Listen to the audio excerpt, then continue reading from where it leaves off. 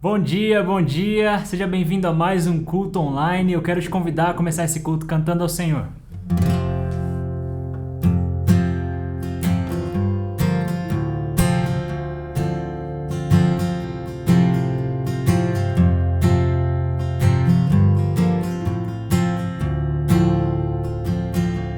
Um dia a gente aprende a confiar em um Deus que faz milagre, que ouve a nossa oração e se faz presente aqui. Um dia a gente aprende a dar um passo só de cada vez, mas sem duvidar,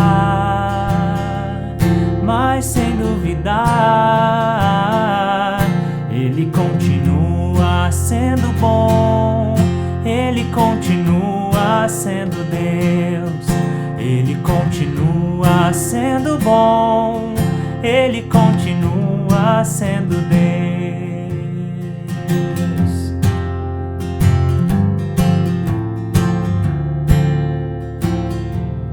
Então chega o dia de viver tudo que se aprendeu e a enxergar até o que não se pode ver.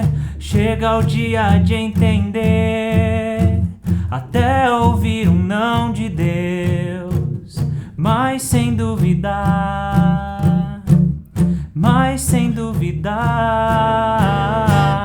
Ele continua sendo bom, Ele continua sendo Deus, Ele continua sendo bom, Ele continua sendo Deus, Ele continua sendo bom, Ele continua sendo Deus, Ele continua sendo bom, Ele continua sendo Deus. Vamos cantar juntos?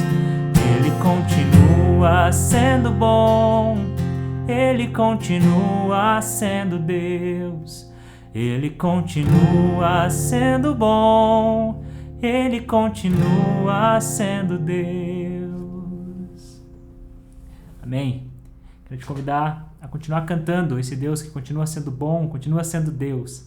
Ele é nosso Senhor, ainda que nós estejamos diante da nossa cruz, ou diante da cruz, que é um lugar de morte e sofrimento do nosso Cristo. E é nesse lugar, diante da cruz, em que Maria, que é a série que nós estamos falando, onde Maria se sentiu mais angustiada, e onde nós nos sentimos angustiados também, porque ali nessa cruz foi pago um preço pelo nosso pecado, e essa cruz nos constrange. Por isso eu quero te convidar a cantar isso.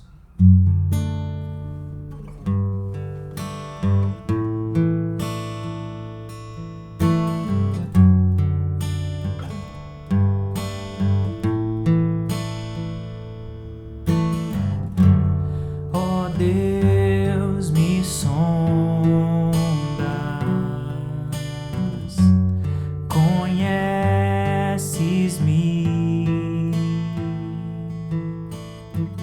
mesmo quando falho,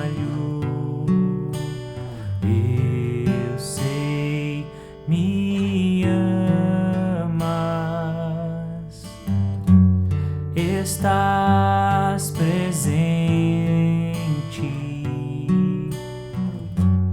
a me cercar em todo o tempo. Eu sei, me amas, eu sei, me amas. Prostro-me diante da cruz, vejo o sangue de Jesus. Nunca houve amor assim. Sobre a morte já venceu, sua glória ao céu encheu. Nada irá me separar. Tu és meu guia.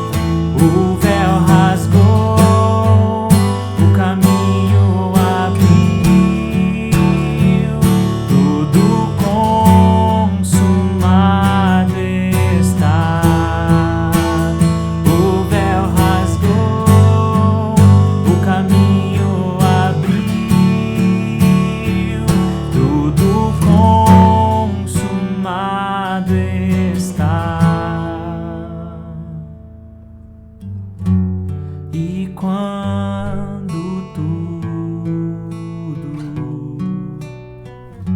se acabar, estarei seguro, pois sei me amas, pois sei me amas. Prostro-me diante da cruz, vejo o sangue de Jesus. Nunca houve amor assim. Sobre a morte já venceu, sua glória o céu encheu. Nada irá me separar. O véu rasgou, o caminho abriu, tudo consumado está. O véu rasgou, o caminho abriu, tudo consumado está.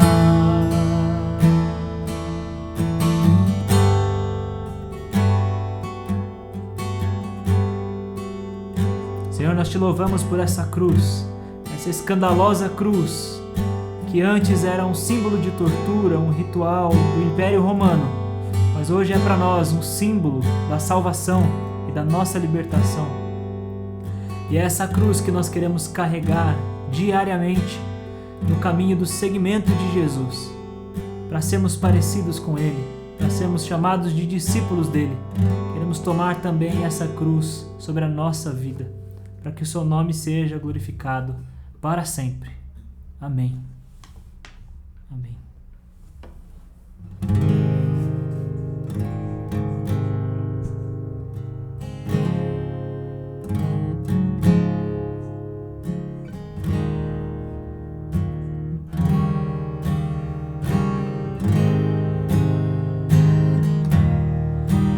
Rude cruz se erigiu, dela o dia fugiu, revelando vergonha e pavor.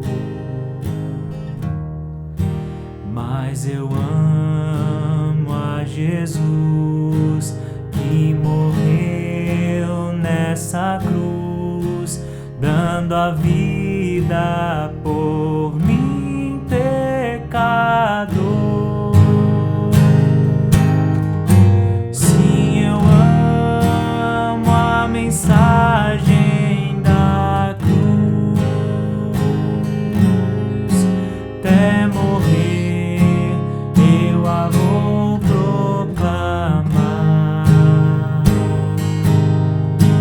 Levarei eu também minha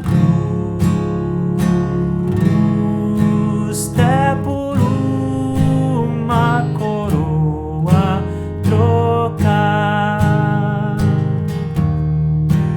Lá da glória dos céus, o Cordeiro de Deus ao Calvário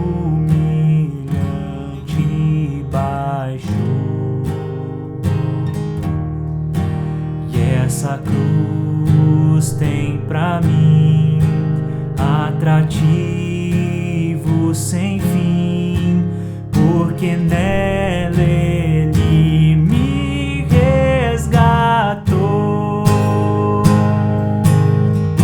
Sim, eu amo a mensagem da cruz, até morrer eu a vou proclamar. Levarei eu também minha cruz, é por uma coroa trocar.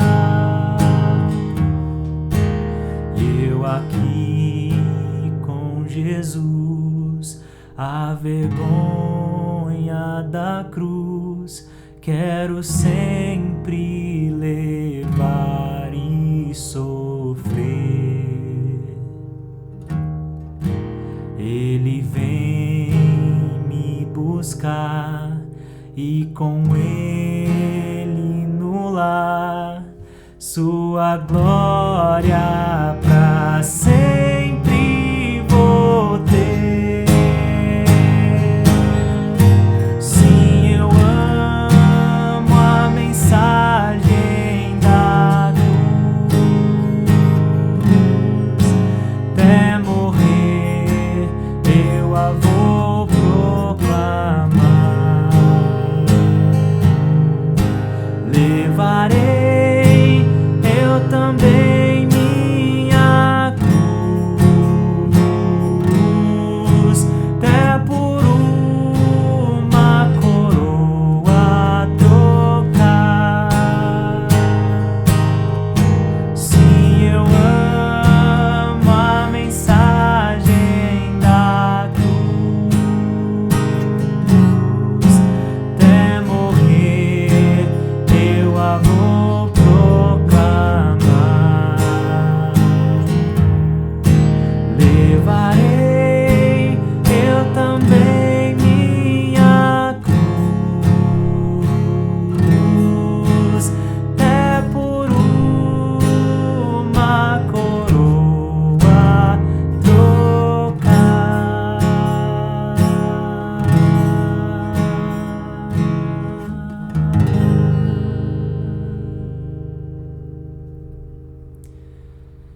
Amém. Pelas músicas, talvez você já tenha percebido que na mensagem de hoje, na série sobre Maria, nós vamos falar da cruz de Cristo.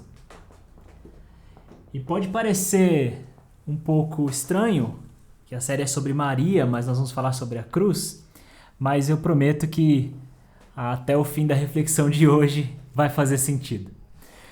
Nós já falamos aqui sobre Maria, que ela foi agraciada com a vocação, com o chamado de Deus. E ao receber essa graça, ela foi responsável, ou seja, ela foi obediente. Ela disse, sim, Senhor, faça em mim conforme a tua palavra. E nós já falamos aqui também que a Maria confiava em Jesus, apesar de às vezes se atrapalhar e achar que poderia obter privilégios, achar que poderia às vezes ter um acesso VIP à presença de Jesus, ou achar que poderia determinar os tempos em que Jesus faria milagres. E essa é a trajetória de Maria. No seguimento de Jesus, ela seguia seu filho por onde ele ia. Ela também poderia ser chamada de discípula de Jesus. Ela tinha essas crises, essas dúvidas, esses conflitos internos, porque ora ela entendia que ela era mãe de Jesus, que criou aquele menino, que carregou ele 9 meses na sua barriga, e em horas ela entendia que ele era Senhor e Mestre e ela devia a ele submissão e obediência. Então esse conflito na vida de Maria é às vezes o nosso conflito de vida também. Ao seguir Jesus, a gente tem essas dúvidas, a gente pensa em alguns momentos como Jesus como um grande amigo próximo, e em alguns momentos a gente pensa em Jesus como um Deus soberano, Senhor. Então às vezes a gente acha que está tudo bem, às vezes a gente sente culpa e remorso pelos nossos pecados, às vezes a gente lembra do nosso perdão eterno da cruz, e esse conflito nos acompanha o tempo todo. Hoje eu quero falar sobre um trecho muito especial da vida de Maria e do relacionamento dela com Jesus. Está lá em João capítulo 19, a partir do versículo 25. João 19, a partir do 25.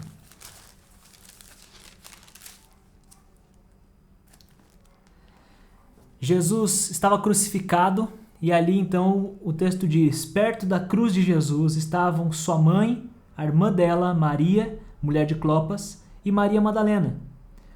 Quando Jesus viu sua mãe ali e perto dela o discípulo a quem ele amava, disse à sua mãe: aí está o seu filho, e ao discípulo: aí está a sua mãe. Daquela hora em diante o discípulo a recebeu em sua família. Vamos orar mais uma vez? Senhor, nós clamamos a Ti que o Senhor ensine o nosso coração e molde a nossa consciência através do exemplo de Maria, que foi uma fiel seguidora de Jesus. Nos ensina a seguir Jesus Cristo, a caminhar atrás dos passos dele, até a cruz, em nome de Jesus. Amém. Aqui a gente vê, no momento da cruz, a fidelidade de Maria. Ela estava aos pés da cruz chorando a morte do seu filho, chorando não apenas a morte do seu filho, mas a morte do seu Senhor. É um trecho que é registrado aqui em João capítulo 19, mas também está em Lucas capítulo 23, está em Marcos 15 e Mateus 27. Em todas essas narrativas, uma coisa aparece em comum. É um destaque especial para as mulheres. Todos os evangelistas, quando foram registrar esse momento, disseram: muitas mulheres que seguiam Jesus acompanharam-no até a cruz. Ou, em um dos textos diz, estavam de longe observando tudo isso. Mas todos eles colocam destaque para as mulheres. João é o único que insere aqui perto da cruz um discípulo. Em Lucas ele diz: todos os que conheciam Jesus estavam ali, mas não fala especificamente dos discípulos. Mas em João ele coloca o discípulo amado, que é João, que é talvez o próprio autor do texto. O fato é que a gente não sabe quem é que acompanhou Jesus até a hora final. O que a gente sabe é que Pedro negou Jesus, Judas tinha ido cometer suicídio. A gente sabe que alguns discípulos, a gente pode supor isso, tinham se dispersado nesse momento. Aqueles a quem Jesus convocou, chamou e convidou para caminhar no seu ministério, os homens que acompanharam Jesus, eles se dispersaram e correram. Quem foi fiel e fiel até o fim foram as mulheres que acompanhavam Jesus. As mulheres que são pouco faladas ou pouco notadas quando a gente fala da história do nosso Senhor, a gente se esquece que mulheres o acompanhavam. Maria Madalena acompanhou o ministério de Jesus e a gente pode perceber aqui que a Maria, sua mãe, também o acompanhava. Então a gente tem aqui um novo cenário para a nossa ótica sobre Jesus. Um Jesus que não apenas caminhava com 12 indivíduos, discípulos, mas que caminhava também com discípulas. E é curioso que desde aquele tempo, eu gosto de repetir isso, porque desde aquele tempo as mulheres são exemplos de fidelidade a Jesus Cristo. Até os dias de hoje.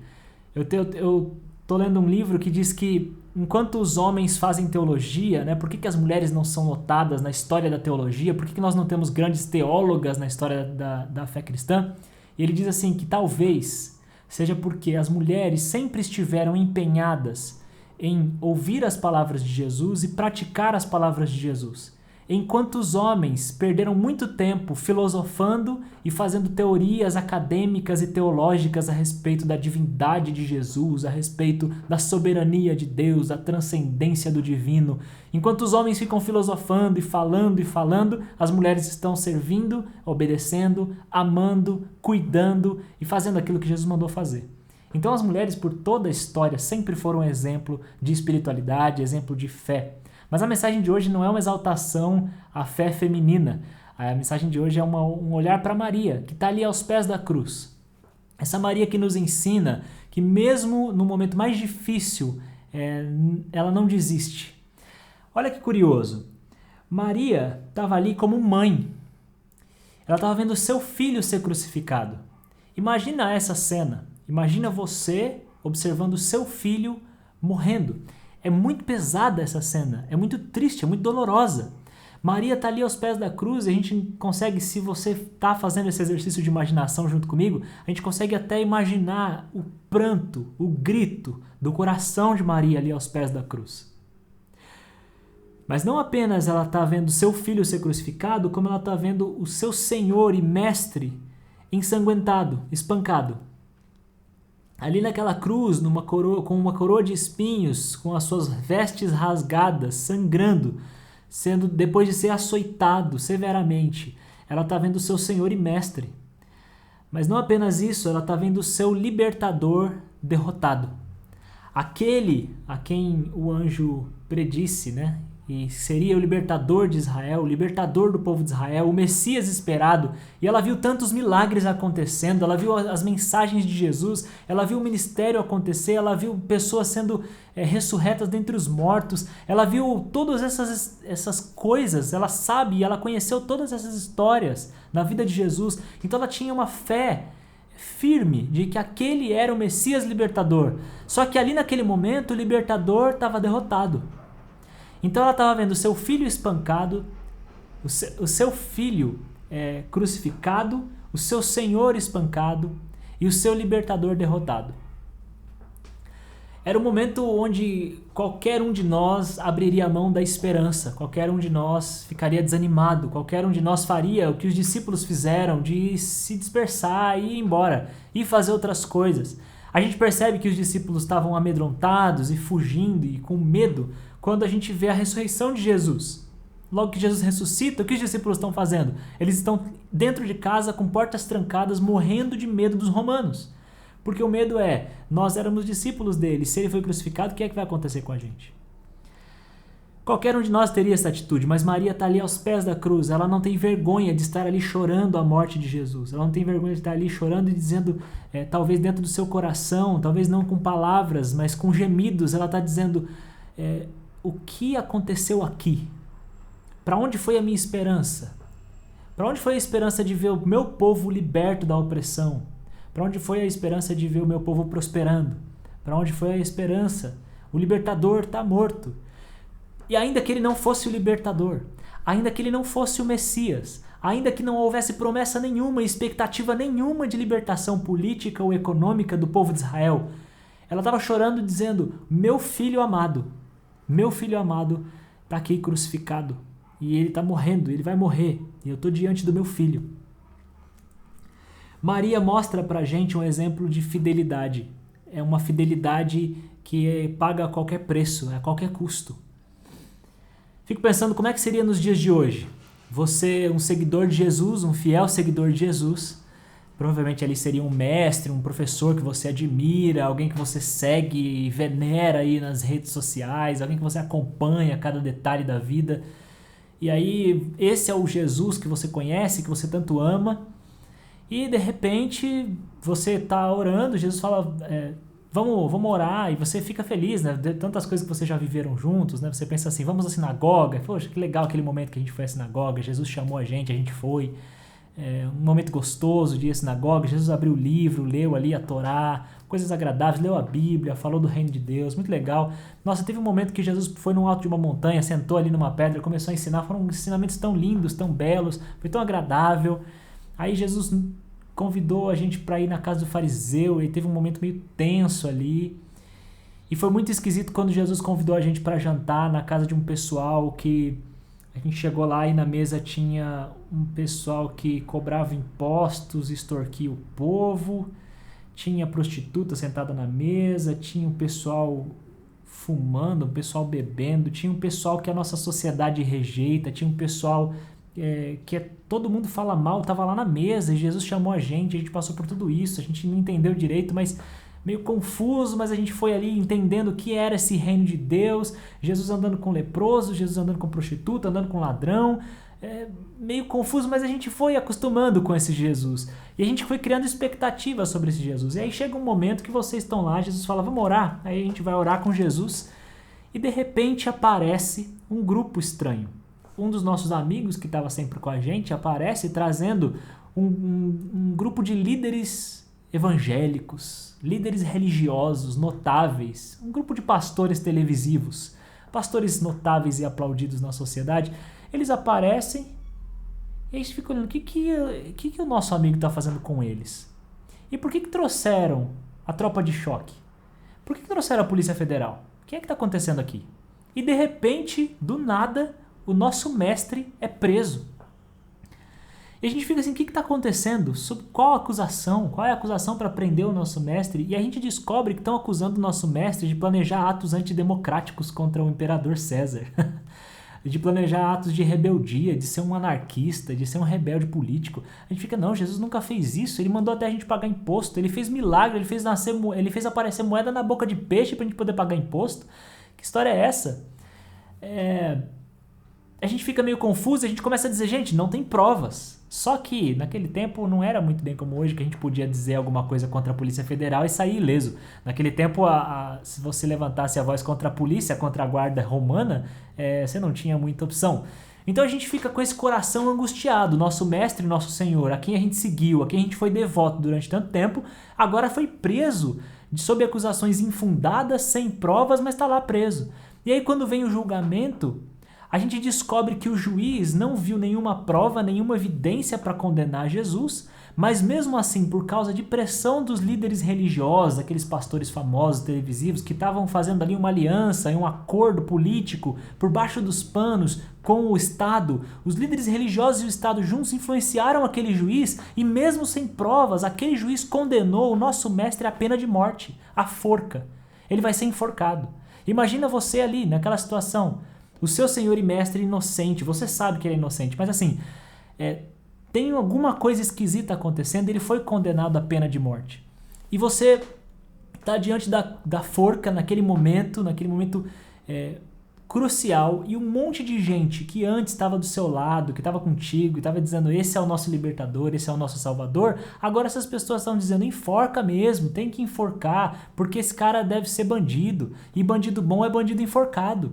E aí as pessoas ali gritando, querendo a forca de Jesus, querendo o enforcamento de Jesus. Você ali com aquele coração angustiado, sabendo o amor que você tem. Imagina que você está ao lado de Maria ali naquele momento. Você está do lado da mãe dele, ela chorando, angustiada, e você escuta duas pessoas conversando atrás de você, dizendo quem é esse? Bom, esse é um tal de Jesus. O que ele fez para ser condenado à forca? O que ele fez para ser condenado à pena de morte? Bom, ele andou ensinando aí, fazendo uns discípulos, fez alguns milagres, e aí o pessoal começou a dizer que ele estava fazendo planos de expulsar, de derrubar o Estado, planos de derrubar o governante, né? Fazer aí talvez uma revolta, um protesto político e derrubar o governante. E aí a pessoa pergunta assim, você não sabe quem são que estão meio atrás de você? A pessoa pergunta assim, mas tem prova disso aí? Bom, prova não tem não, assim, mas o povo está bem revoltado.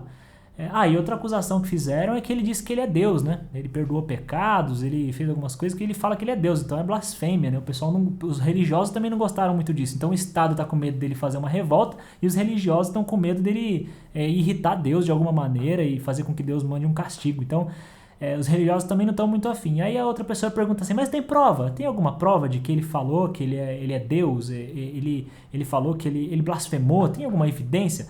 Evidência não tem não. Mas sabe como é, né? Polícia Federal bateu na casa dele, prendeu, assim... gente boa ele não deve ser. Porque se tá aí na forca, gente boa não deve ser. E você tá ali, naquele momento, escutando essa conversa do lado de Maria, o coração de Maria partido ao seu lado, e você ali também com o coração partido pelo seu mestre. E você começa a perceber que a fama de Jesus fica corrompida, fica manchada, porque ele tá na forca.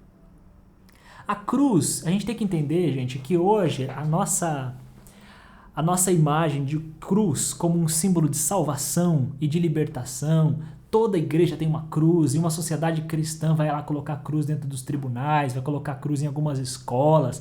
A cruz é um sinal de libertação e salvação, um sinal de amor. Mas naquele tempo não era. Era a forca, era a cadeira elétrica, era a pena de morte para os piores criminosos. Então você imagina o que é estar ao lado de Maria e as pessoas passando atrás dizendo assim, isso aí só pode ser bandido mesmo, porque ninguém vai para a cruz à toa. Isso aí deve ser tudo bandido, deve ser tudo gente que não presta. E Maria ali, fiel, sem desistir do seu filho, sem desistir do seu mestre. Ainda que isso corrompesse a fama, ainda que a fama dele estivesse em jogo, ainda que isso pudesse manchar a imagem dela, ainda que estar ali pudesse apresentar risco à vida dela, porque ela poderia ser acusada de ser cúmplice e poderia ser a próxima a ser crucificada. Mas ela está ali fiel aos pés da cruz. Eu contei toda essa história, fez toda essa volta, trazendo algumas imagens para os nossos dias, para a gente entender um pouco melhor, para a gente entender que a cruz não era um sinal de amor. A cruz é um escândalo. A cruz é a pena de morte aplicada pelo Estado na vida de um inocente. E é claro que por outro aspecto e por outro ângulo, a cruz é uma entrega voluntária do nosso Senhor. É uma entrega voluntária é um sacrifício pelo fim da culpa do pecado. É um sacrifício para perdão dos pecados. Então Maria está ali, naquela confusão, ouvindo algumas pessoas se virarem contra seu filho, falarem mal do seu filho, vendo seu filho morrer naquele momento tão difícil, com seu coração partido de luto, e algumas pessoas ainda caçoando, zombando, os soldados tirando sarro. E imagina essa tensão toda, essa angústia toda. Maria amava tanto Jesus que, ainda que a esperança dela de libertação política se esgotasse, ela estava ali. Ainda que a fama de Jesus ficasse manchada para o resto da história, ela estava ali. Ainda que ela ficasse conhecida como mãe de bandido, porque imagina o julgamento que cairia sobre essa mulher. Depois da morte de crucificação, diriam, lá Maria, lá vai Maria. O filho dela foi crucificado, coisa boa não é, só andava com gente ruim também, só andava com gente suspeita. De repente a Polícia Federal foi lá, pegou, prendeu ele e foi condenado à pena de morte. Bom, ninguém é condenado à pena de morte à toa. Como será que foi a criação dessa mulher? O que será que a criação ela deu para esse filho? As pessoas podem ter olhado para ela e julgado e condenado e imagina carregar tudo isso. Mas Maria está ali, fiel a Jesus, mesmo em meio a tudo isso. Por isso me toca muito quando a gente canta esse hino, eu amo a mensagem da cruz. Será que nós amamos mesmo a mensagem da cruz? Ou será que a gente romantizou a mensagem da cruz? Será que a mensagem da cruz ficou uma coisa higienizada, polida, maquiada, como se fosse uma coisa linda e amorosa, e a gente não tem mais esse mergulho histórico para se colocar no lugar de Maria e entender essa cruz é um escândalo, essa cruz é um absurdo. E quando nós cantamos, eu amo a mensagem da cruz, até morrer eu a vou proclamar, e eu levarei também a minha cruz, quer dizer, eu estou disposto a pagar esse preço, o preço de abrir mão da minha reputação, o preço de ser confundido com bandidos, o preço de estar ali morto sem ter cometido aquele pecado, ser condenado sem ter prova. Eu estou disposto a pagar esse preço para que outros se beneficiem, para que outros para que haja vida em outros. Será que a gente ama mesmo essa mensagem da cruz? Será que a gente tem essa fidelidade de Maria, de amar Jesus, independente dos privilégios que ele pode nos dar? Quando a gente começa no cristianismo, ou quando a gente se aproxima de Jesus, a gente pode ter uma ilusão de que caminhar com Jesus vai nos trazer privilégios, benefícios, vai nos trazer bênçãos especiais, que Deus vai ficar feliz com a gente e por isso vai fazer um sol nascer mais quentinho nos dias de frio e por isso vai mandar uma chuva mais molhada sobre a nossa plantação e que a gente vai ser, de certa forma, guardado numa redoma por Deus. Quando a gente começa a seguir Jesus, a gente pode se achar escolhido, privilegiado por ser iluminado por essa luz divina, por ser a habitação do Espírito Santo de Deus. Só que quando a gente olha para essa passagem, a gente vai ver que o caminho de seguir Jesus termina na cruz. Ou seja, quando nós nos dispomos a seguir Jesus, o convite que ele nos faz é: me acompanhe até o lugar da vergonha, me acompanhe até o lugar da derrota, me acompanhe até o lugar onde você vai ser mal falado. E aí você fala, agora o pastor está viajando, falou heresia. Jesus disse isso lá em Lucas, depois de dizer as bem-aventuranças, ele disse que você conhece as bem-aventuranças, são felizes, bem-aventurados são os pobres de espírito, os injustiçados que têm fome e sede de justiça, os que choram pois serão consolados, aqueles que estão tristes pois se alegrarão. Quer dizer, inverteu tudo. A lógica, ele diz que a felicidade está naqueles que aparentemente não são felizes, mas logo em seguida ele fala dos ais. E ele diz, ai de vocês quando todos falarem bem de vocês, ai de vocês quando todos os aplaudirem, porque assim eles trataram os falsos profetas antes de vocês. Ou seja, o caminho de Jesus é um caminho difícil, é um caminho que custa a nossa reputação, é um caminho que nos leva aos pés da cruz, correndo o risco de ser chamado de cúmplice de bandido. Essa é a mensagem de Jesus. Ele nos convida para um caminho de abrir mão da nossa reputação, abrir mão do nosso egocentrismo, abrir mão da nossa zona de conforto e nos doar pelo outro. Esse é o convite que ele faz. Tanto que ele advertiu os seus discípulos dizendo, olha, já vou dizer agora, porque para que vocês estejam preparados quando essas coisas acontecerem. Se me odiaram, odiarão também vocês. Vocês serão levados aos tribunais, vocês serão perseguidos, as pessoas falarão mal de vocês, as pessoas prenderão vocês, vocês passarão todo tipo de coisa por causa do meu nome, porque um discípulo não é maior que seu mestre, então se o mestre sofreu, vocês também sofrerão. E essa é a pergunta que a gente se faz, que cristianismo nós temos vivido, ou que discipulado é esse, que nós seguimos Jesus, mas nós não chegamos num ponto de cruz. Nós seguimos Jesus e estamos sempre em situações confortáveis, sempre em casas confortáveis, sempre com boas roupas, bem vestidos, sempre com bom sustento, sempre com provisão na mesa, sempre com a boa fama diante dos homens, sempre com pessoas falando bem da gente. Que cristianismo e que discipulado é esse?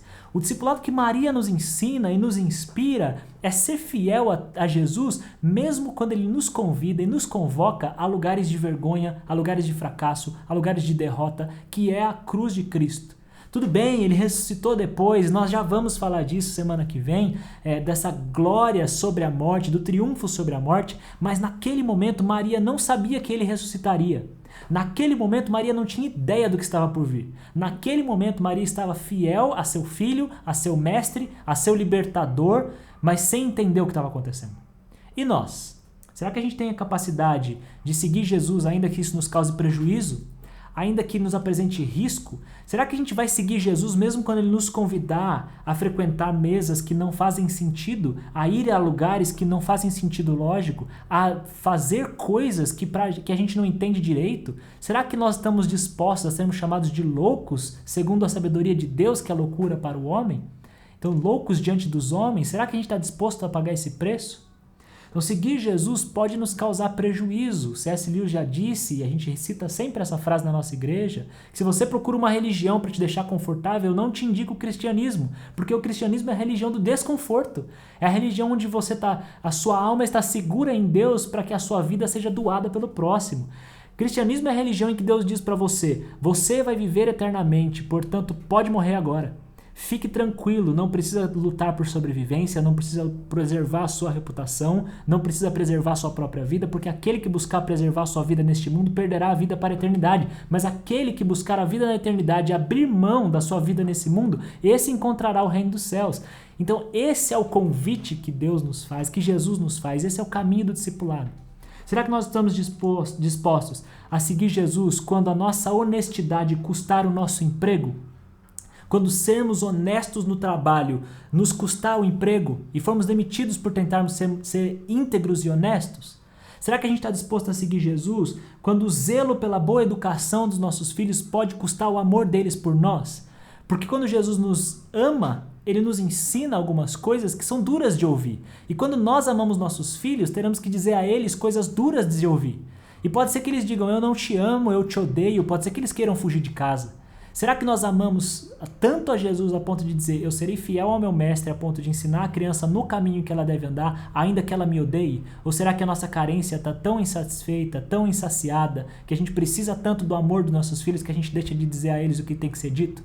Deixa de ensiná-los no caminho para que eles se sintam confortáveis, protegidos e amados, cheios de plástico bolha em volta, para que o nosso ego seja acalentado quando eles disserem papai te amo, mamãe te amo? Será que a gente tem essa coragem de dizer, Jesus, eu te amarei, ainda que isso custe o amor dos meus filhos, ainda que eles me odeiem? Ou Jesus, eu te amarei para proclamar libertação aos cativos, ainda que isso custe meus amigos? Porque esse é o chamado de Jesus e nós falamos sobre isso, esse é o nosso chamado. E quando nós vamos proclamar libertação aos cativos, proclamar recuperação da vista aos cegos, proclamar liberdade aos que estão presos, e o ano da graça do Senhor aos oprimidos, isso pode custar alguns amigos que acham que não é assim que a sociedade tem que funcionar, que têm opiniões sobre economia e sobre política diferentes da nossa. E quando nós doarmos aquilo que nós temos por aqueles que precisam, e quando nós formos opinar politicamente em favor dos desfavorecidos, para que haja mais justiça, para que haja mais igualdade, para que não haja mais crianças sendo abusadas sexualmente, para que não haja mais tráfico de pessoas, para que não haja mais situações de trabalho análogas à escravidão, para que não haja mais a injustiça e a maldade no mundo, alguns amigos nossos podem nos abandonar. Nós podemos ser confundidos com esquerdistas, nós podemos ser confundidos com ativistas sociais, com aqueles que lutam pelos direitos humanos. Você defende o direito de bandido? Bom, mas eu estou seguindo Jesus, que ao lado de um bandido disse, você estará comigo no paraíso hoje mesmo. Eu estou seguindo um Jesus que se assentava numa mesa com prostitutas e ladrões. Eu estou seguindo esse Jesus.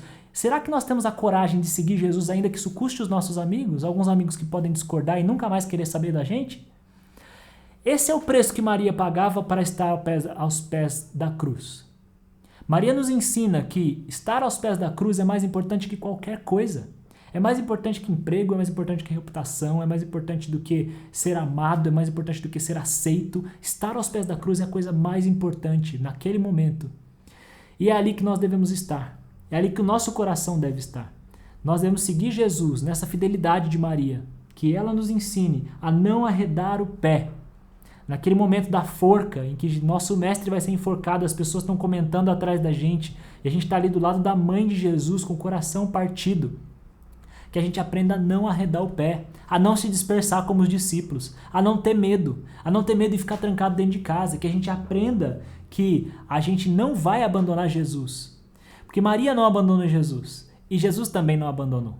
O texto que a gente leu no começo, Jesus olha para Maria, olha para João e diz, Maria, João aí é o seu filho, João aí está a sua mãe.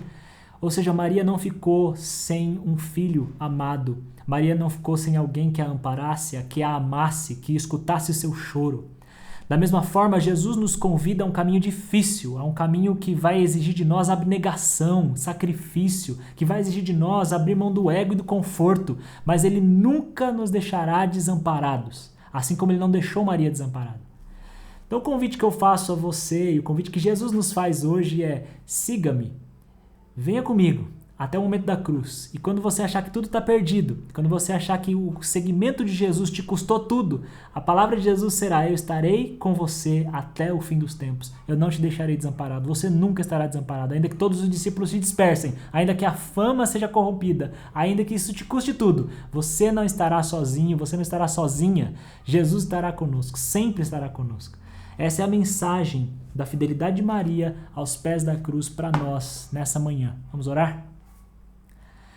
Senhor, eu clamo e imploro a Ti que nos dê a coragem de Maria para estarmos aos pés da cruz no momento mais difícil, no momento em que tudo está em risco, tudo está em jogo, que nós tenhamos essa fidelidade que Maria teve.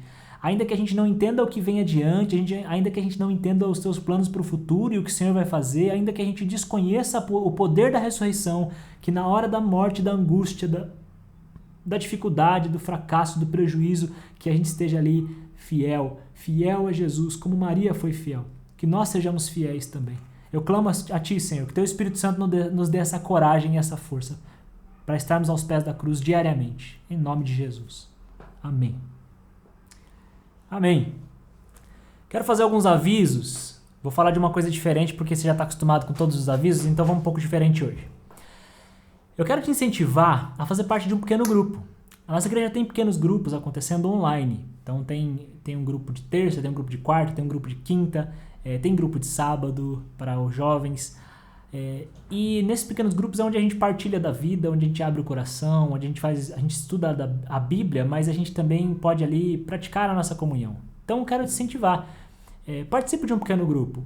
Igreja é o que acontece nos relacionamentos desses pequenos grupos. O culto de domingo é uma celebração, nós louvamos ao Senhor e aprendemos da Sua palavra. Mas fazer parte de uma igreja envolve abrir o coração e desabafar, mas ao mesmo tempo ouvir quando o outro abre o coração dele e acolher o seu desabafo. E é no pequeno grupo que a gente faz isso. É no pequeno grupo onde a comunhão é viva, onde a igreja acontece de fato, onde o Espírito Santo derrama dons sobre cada um e é onde a gente vai utilizar esses dons e poder fazer parte de uma comunidade de maneira ativa. É nos pequenos grupos que a gente sai dessa centralidade do pastor que fica falando aqui na frente da câmera e faz um culto aqui que toca e canta sozinho. É nos pequenos grupos onde o relacionamento é horizontal. Então, nessa plataforma de pequenos grupos é onde a gente pode viver a vida da igreja. Eu te convido a fazer parte de um pequeno grupo. Você pode participar de quantos você quiser nesse período de pandemia. Assim que a gente voltar ao normal, a gente te incentiva a participar de apenas um para que a sua comunhão seja aprofundada. Por fim, se você quiser fazer uma contribuição financeira para a nossa igreja, continuar pagando as nossas contas em dia, continuar arcando com os nossos compromissos, sendo responsável e dando bom testemunho, fala com o Danilo, pega os dados bancários, você pode também perguntar sobre para onde está indo esse dinheiro, porque a gente trabalha com transparência e honestidade. Então o Danilo está aqui para te ajudar sobre as finanças da nossa igreja. Se você quiser doar alguma coisa que você tem no guarda-roupa, algum móvel usado, quiser ser voluntário, trabalhar e servir a cidade em alguma causa, o Anderson é quem tem o contato com algumas ONGs, alguns projetos, é a pessoa da nossa igreja que está responsável por essa área de nos colocar em serviço prático à cidade. Nós vamos agora para uma live lá no nosso Instagram, @centralbatistaitu, onde a gente vai falar um pouco mais sobre essa fidelidade de Maria, de estar aos pés da cruz, ainda que isso custe tudo, ainda que estar aos pés da cruz seja algo escandaloso e polêmico, que nós tenhamos essa coragem, essa fidelidade de Maria, e é isso que a gente vai falar um pouco mais. Se você não puder ir para essa live, eu te desejo uma ótima semana, a gente se vê aqui semana que vem.